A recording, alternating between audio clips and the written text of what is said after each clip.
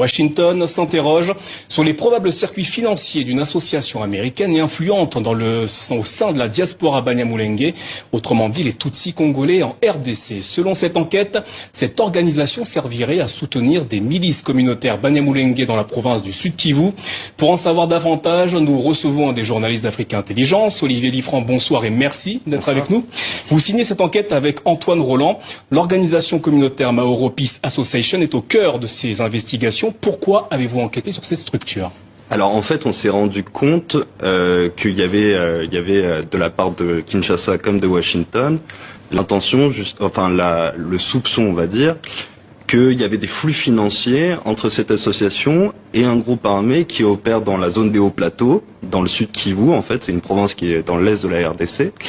Et petit à petit, on s'est rendu compte en fait que depuis au moins 2020, les services de sécurité congolais comme les services de sécurité américains, notamment le FBI, en fait, avaient connaissance justement d'informations, d'éléments d'information, parce que voilà, la chose n'a pas été judiciarisée pour le moment, qui indiquaient justement de probables transferts d'argent justement entre cette association qui est basée à Dallas et ce groupe armé qu'on appelle les Twirwaneho.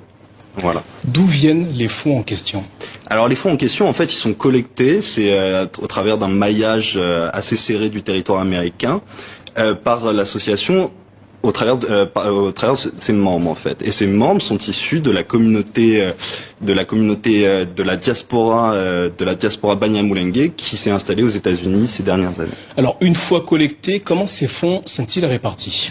Alors c'est là où ça devient assez complexe et c'est quelque chose sur lequel butent à la fois les services de sécurité congolais comme américains parce que c'est un circuit qui est assez compliqué parce que l'argent en fait transite à travers un réseau de mutualités Banyamulenge qui sont installées que ce soit dans l'est de la RDC, à Goma, Bukavu, ou alors dans les pays de la région des Grands Lacs. Donc c'est à Bujumbura, c'est en Ouganda, c'est au Rwanda, etc.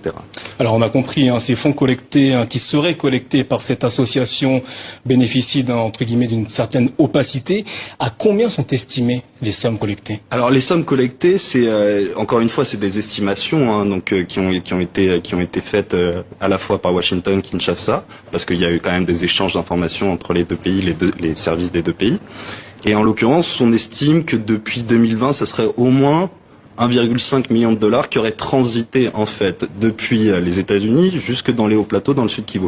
Toutefois, il faut bien garder à l'esprit une chose, c'est qu'à l'origine, en fait, MPA, c'est une association qui a une vocation humanitaire. En fait, on y reviendra peut-être ensuite. Mais donc, en fait, il y a une partie des fonds qui est destinée à de l'aide humanitaire en faveur de la communauté